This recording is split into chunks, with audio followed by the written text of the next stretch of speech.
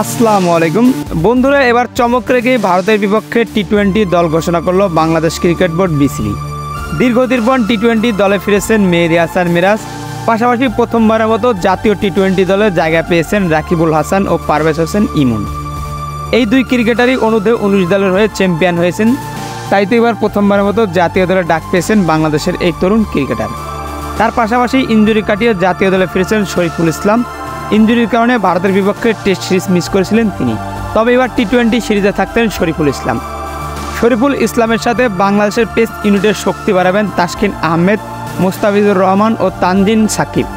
তবে টি-20 দলে নেই সাকিব আল হাসান, কেননা 2 দিন আগেই টি-20 ও টেস্ট ক্রিকেটকে চিরবিদায় জানিয়েছেন এই তারকা ক্রিকেটার।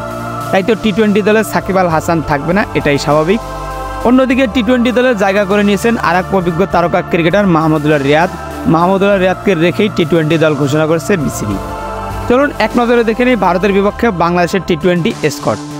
নাজমুল হোসেন শান্ত অধিনায়ক, লিটন কুমার দাস, পারভেজ হোসেন ইমন, তানজিদ হাসান তামিম, তাহিদ হৃদয়, জাকের আলী, মাহমুদুল্লাহ রিয়াদ, শেখ মেহেদী হাসান, রিশাদ হোসেন, তাসকিন আহমেদ, মুস্তাফিজুর রহমান, শরীফুল ইসলাম, তানজিন হাসান সাকিব, রাকিবুল ইসলাম, মেহেদী হাসান মিরাজ।